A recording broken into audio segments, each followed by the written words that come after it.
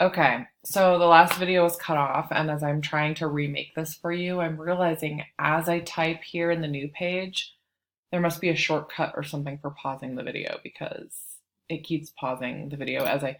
So instead of typing labs, I'm going to try typing anything. J.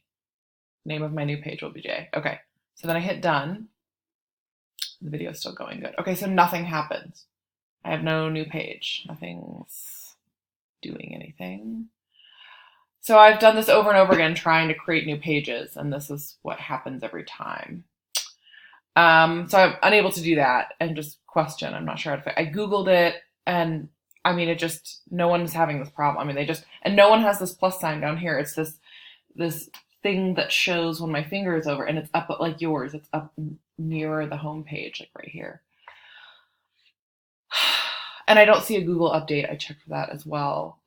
Anyways, weird, and I'm struggling with that. The other thing is when I've published this and I go to view, and when I view, my background picture disappears, which is not the biggest deal, but is weird.